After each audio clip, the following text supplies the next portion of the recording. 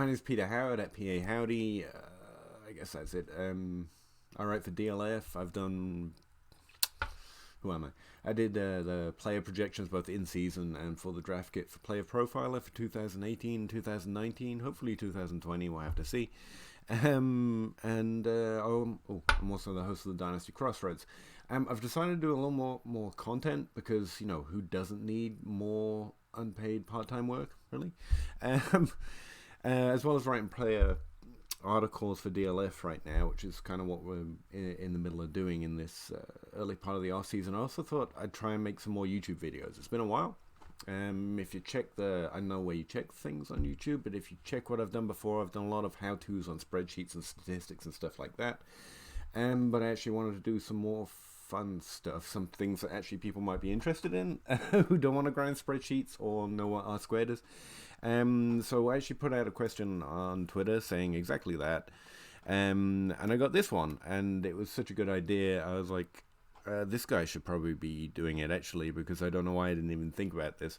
I've been talking about market share and breakout age and college statistics and how to predict rookie wide receivers for so long. Sometimes you forget that you haven't even started with what anything is.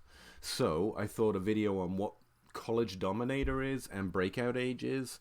I've talked about it on podcasts, I've written articles about it, some of them are paywalled though, so not everyone can see them, but I thought a good YouTube video, short, quick, to the point, what they are, and maybe some comments about their utility, what we can use them for, what they mean, for predicting wide receivers into the NFL at least, would be a good place to start. It's a really good idea. So that's what this video is. I'm going to talk about what College Dominator is, what breakout age is, mainly because the two are actually connected. He said etc., but there's a lot of etc., but those two are very much connected, and I'll show you how, and very small amount about how it's calculated, because that's important, one, for understanding what it is, and why I think it has some limits and affects what we can use it for.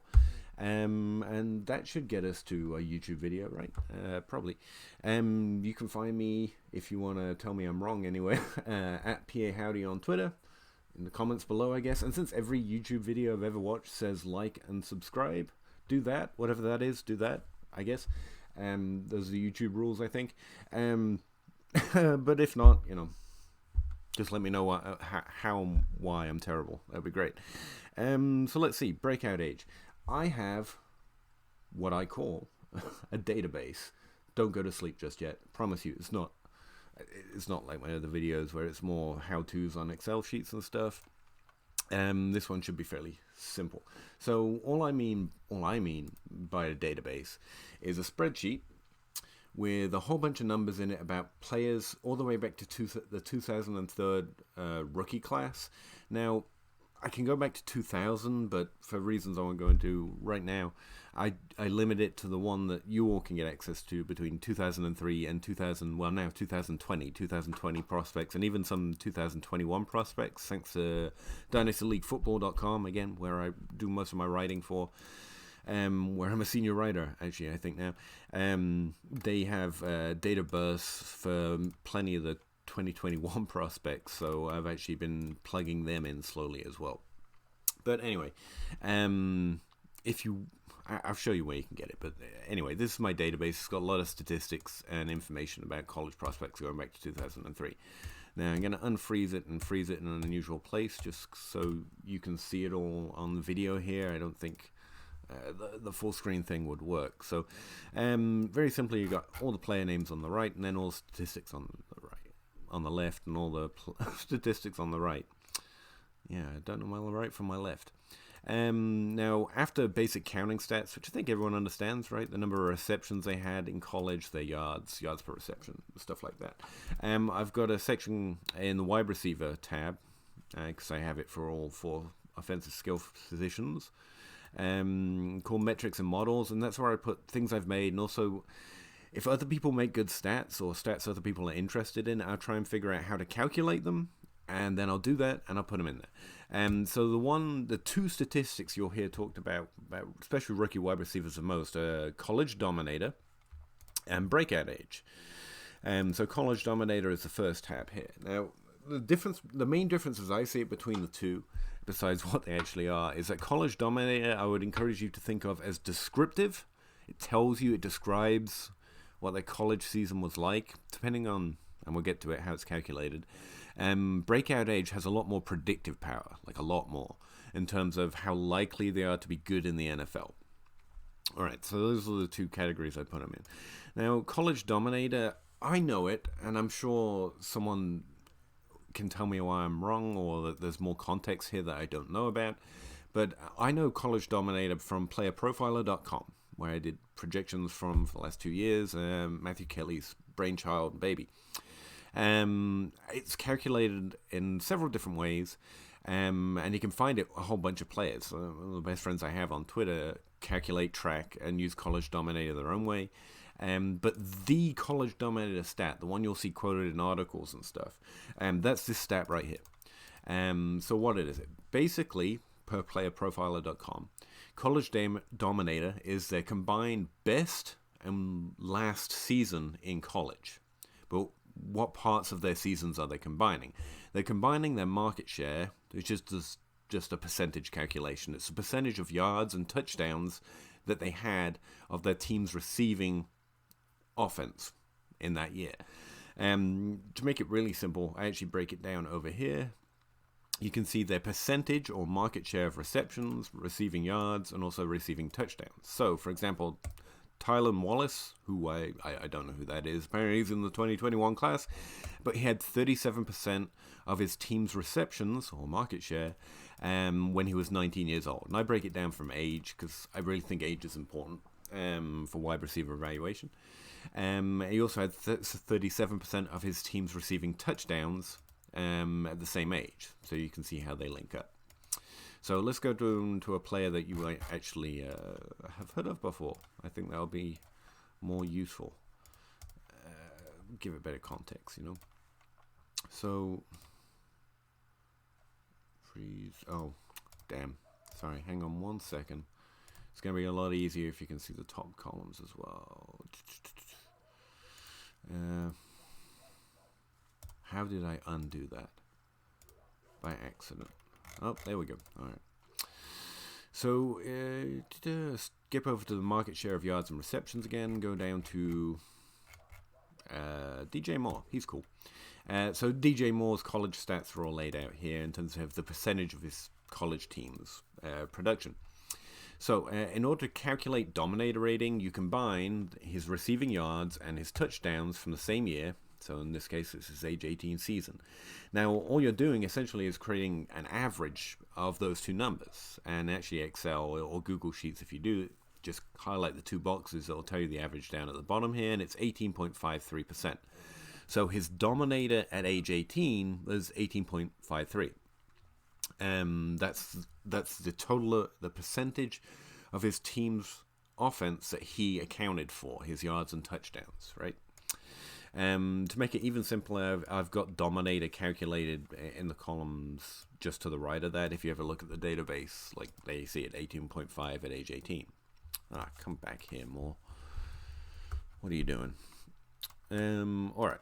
So, College Dominator, however, what I think of as the College Dominator, is his combined best and last season.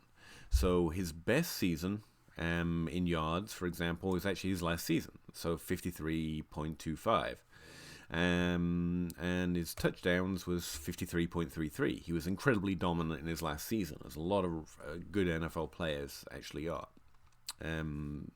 Normally not if they don't have good production earlier, but I'm not going to get into that right now. Alright, so in order to calculate College Dominator, what the stat does is it takes his best year in market share of receiving yards, and his best year of market share receiving touchdowns, and then his last year of market share receiving yards, and his last year of market share receiving touchdowns, and creates the average of those four numbers. Now, because DJ Moore's last year is also his best year, and this is a part I was shocked to really figure out is what College Dominator does, like I didn't know this, it doubles it up. If his best and last years are the same, it'll take all four numbers. It'll take the same two numbers and double them up. So his College Dominator becomes 53.2 or 53.29. If we scan over to here, College Dominator, you see 53.3 or 53.29. It's just been rounded up to 1. So this is what I think is part of the noise when we're talking about whether it can be predictive of how good a player is of College Dominator. Yeah. Great, Pete. You just added more numbers to the database that don't need to be there. Great. Because it will double count best and last. Now, you can account for that, but I happen to know the way spreadsheets work, it's a lot more difficult to write a formula than instead, in the way I do it, and the way I think it's officially calculated. The way I think, I'm not behind the metrics of Player Profiler, just in case anyone's confused. I have nothing to do with those. Those are all their team's wonderful work.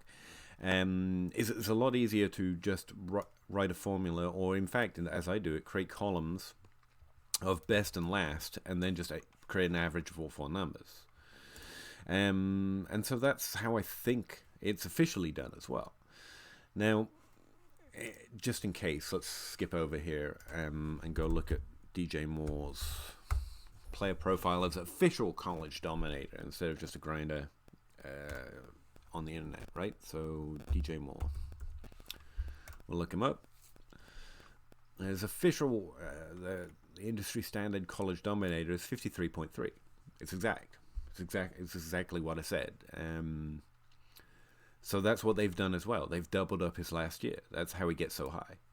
Now, DJ Moore's obviously very good, and you could see that through his production in a lot of other ways. So this isn't a slam on DJ Moore at all.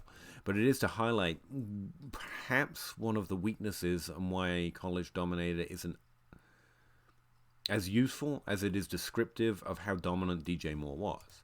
And this is consistent throughout, all the examples I look at. Now, sometimes we get an exception, because the other way of calculating College Dominator isn't just their total stats like I'm doing here. Like his market share of receptions and receiving and touchdowns. This is for the entire season. So the player's entire season's yards divided by the team's entire season yards. Now, another way you can calculate College Dominator is called per game College Dominator, which is if, say, a player is injured for half the year, it's a little unfair to say he got 12% of the team's receiving yards when he only played 3 games. 12% in 3 games is actually really high, so some people want the descriptive stat to adjust for that. And that's very fair when you think of it as a descriptive stat. So one example from last year, for example, let's find Metcalf. Just for the sake of Jake Anderson, if he's out there listening. If you go to DK Metcalf, you can see that he had relatively low market share compared to DJ Moore, for example. His touchdowns are actually where he got most of his production. But we also know, if you skip over to the games played here, that he played 2, 12, and 7 games. So his age 18 and his age 20 season is adjusted for people that calculate per game. And I think Player Profiler does this because of some discrepancies between my results and Player Profiler on a per game basis. So what you'd essentially do is divide receiving yards by the number of games and then do the exact same calculation. You just divide receiving yards by the games they've played and then do the average of the 4 numbers the same way. So that when I do it, I don't adjust for per game when I create this College Dominator. It's just the total season. And that's why you'll see sometimes people talk about total College Dominator or complete College Dominator or per game. Normally it's College Dominator and per game College Dominator. That's normally the way the two are distinguished. So my College Dominator, the total seasons, is 19.7 for DK Metcalf. I think, and this isn't just Player Profile, lots of people prefer per game. As I said, it's a lot more descriptive way of looking at it, but where I think most people think of it as a predictive stat, that's why I put it in the database the way I did. And you can see DK Metcalf's College Dominator on the official number for DK Metcalf is 32.1, so it's like twice as productive in college. That's a per game stat. I've run the calculations, and when I find differences like this, it's always because they've adjusted by game. And as again, this is not like a slam. College Dominator is creating a false number. That's a very true number. And since we now know DK Metcalf had a good rookie season, everyone's confident with that, right? So That's where that number comes from. That's why you'll sometimes see discrepancies between different college dominators quoted some places. Some are adjusting per game, some aren't. Now, and again, this isn't shade. This is just, I think because we never, it's not a college class. We're just playing fantasy football for fun. This isn't normally where we come to sit in a classroom and learn, right? But I wrote an article about the differences between the two, because I was interested. What effect does that have when you try to use it to say whether a wide receiver is good or bad in the NFL? Now, I'm not a statistician. I'm not a professional at this. I'm just a grinder who likes researching this subject. So take my testing with that grain of salt, right? If Matthew Kelly or Josh Hernsmeyer or Addison Hayes, who created FS Statistics, where I posted this article, and he's now part of the Dynasty League Football DLF team now as well. If they say I'm wrong, I'm probably wrong. But based on as much as I can learn from the internet and YouTube, I ran the best test that I could, and I'll post this article link in the description as well if you want to go read it. I told you the measures I took, the sample size, and how I did it, all that crap there, and how to calculate College Dominator, written out in case the video isn't good enough. And what I did is I tested the results if you do it like I do, the total College Dominator versus doing the per game College Dominator. Now, my testing might not be perfect, but I think it does show that it would accurately describe the differences as in terms of the power of it as a predictive stat. Now, when I adjusted for per game, so I created per game College Dominators for everyone and put them alongside, and they tested how accurately that correlated to the average points per game players got through the first 3 years. So how many points on average they scored in the first 3 years. I found it a relatively useful metric for trying to find out which stats are useful, but I had someone disagreeing with me on Twitter the other day, so it's worth pointing out that, there are different ways and different values you could test against. Either way, per game was significantly less predictive, as in described how likely they were to be good in the NFL, than total.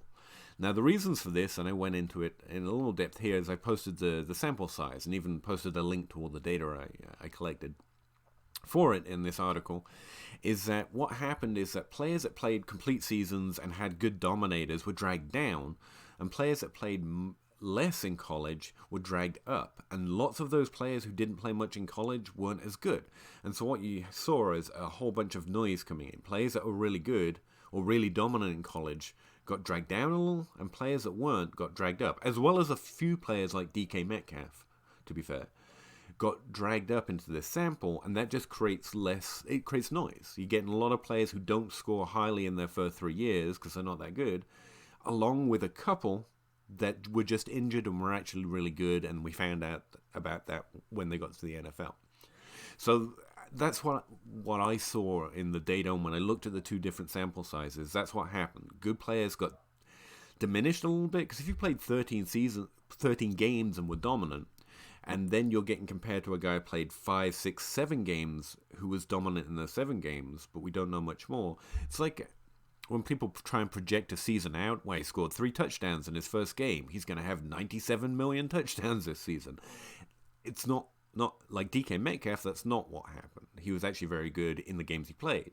But some of those players who just happened to have good games and then got injured or didn't play a lot because they weren't very good and were just brought in to have a few good games, they got brought up into the sample. And so you just got a lot of noise creating in there. That doesn't mean College Dominator is like I titled it, Per Game Dominator is a sham, because I thought it would be clickbaity. But it doesn't mean it's a sham, as long as you understand that's where the number's coming from, so you can identify the difference between DK Metcalf and, Dan Aykroyd, just to draw a famous name at random and pretend he's a college football player, who just played a couple of games and scored a few touchdowns, and therefore his per game looks better. Like, if you understand where the stat comes from, you can compare the players and say, oh, DK Metcalf was good when he was on the field, and we know he was not going to just be one of those random noises, because he was highly touted, looked good on film, had good draft capital, good athletic measurements, and you can put the story together. But a descriptive stat is only useful if you can put the story together, and you can only really do that if you know where the stat's coming from. So, that's not my problem with Per Game Dominator, but I think that's the context necessary in order to make it useful for you when you're just trying to draft a rookie wide receiver in your rookie drafts, or whatever you do with NFL information. I don't know. Maybe you don't play fantasy. I don't judge. So that's where College Dominator comes from. So why did I say that breakout age is connected to it? And this is something I've often thought about adjusting, because I really like breakout age. I think age tells us a lot about how good a player is. But again, I don't want to go too far. It's just about these two stats. The reason is that breakout age uses College Dominator on a yearly basis to calculate their breakout age, the age at which they broke out in college. Now, the standard threshold, like line they have to cross to be considered having broke out, is 20% of their team's receiving offense, which means their yards and touchdowns combined. We don't use receptions for the College Dominator stat. So if you're 18 years old and you get 21% of your team's receiving yards and touchdowns when they're averaged, you broke out at 18. RotoViz and some other big names have started to push for a 30% College Dominator threshold in order to create their breakout age. It's a really good way of refining the sample in the same way that only accepting the smartest students into your college is a great way to improve your grade point average. Because if you only take the cream of the crop, you're going to have better results, even if your college sucks. Not that Harvard sucks. Maybe does. I don't know. Didn't go.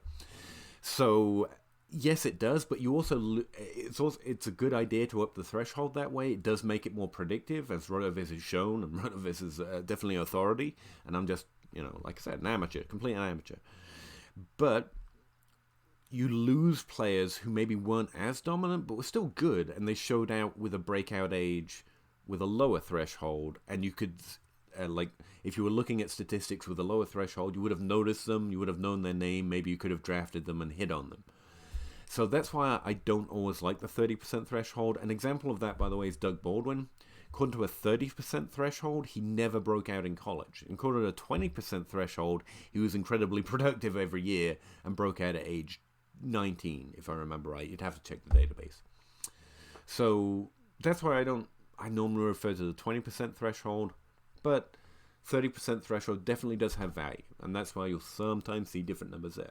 But back to the database, because I'm a nerd. Because people, and it does have, it is important, I've included both. In my database, you've got breakout age if you use a 20% threshold, or breakout age if you use a 30% threshold. Or my graphs, if you've ever seen me on Twitter or write an article talking about breakout age, I'm always referring to the 20% threshold, not the 30. I might start, I don't know. I really don't want to lose Doug Baldwin as a hit, right? I want to know about those players. Players that compare to Doug Baldwin, I want to know about because they score me fantasy points too, so I don't want to lose them. It does include a lot of players that aren't going to be Doug Baldwin as well, though. That's the danger of it. So again, to draw this out, because I know talking about it in a spreadsheet doesn't always, do it. But I do like the visual. So here we go. Receiving yards, again, and receiving touchdowns. So let's look at Zach Pascal, one of my personal favorite and draft free agents from last year. He broke out, if we look at his column, breakout age of age 19 if you use that 20% threshold. So his breakout age is 19. What does that mean? Well, for visual reference, if you take his percentage of receiving yards at age 19 and his percentage of receiving touchdowns at age 19 and average them out, as you can see from the two numbers, that's not a hard calculation to do in your head, right? It comes out to what, 22? Come on, Excel, tell me. 22.25.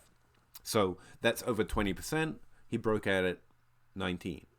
If you use a 30% threshold, he didn't get there until age 20, when he gets 38.5% of the team's receiving offense. And again, visual reference, every green box in my Dominator section over here, combined receiving yards and touchdowns, the green box means it's over 20%.